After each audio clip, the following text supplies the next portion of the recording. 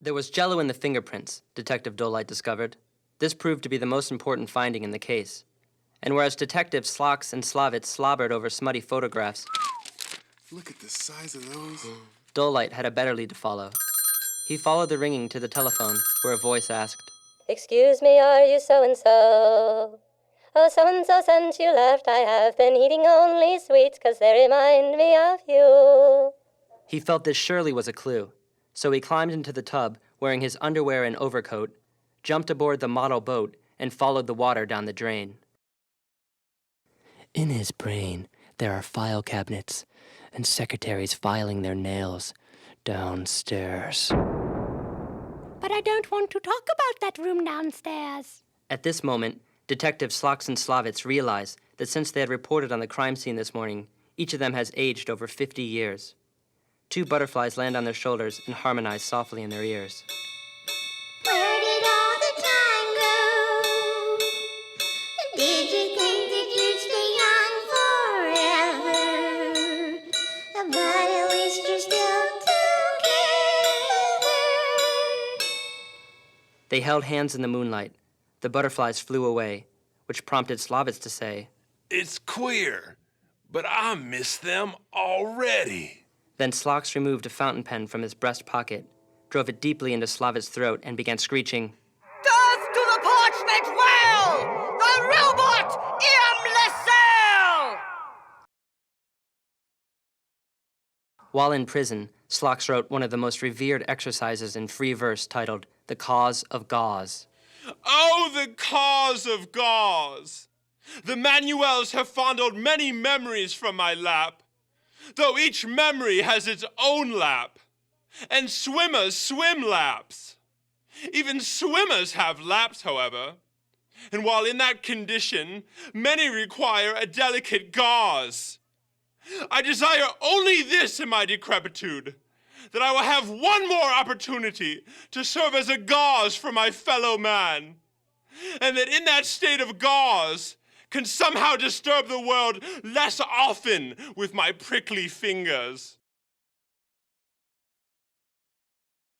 When Detective Dullight, returning from the catacombs, first heard the news of the Slox and Slavitz stabbing and subsequent poetry enterprise, he immediately fell to the floor and began plucking peaches from his cheeks.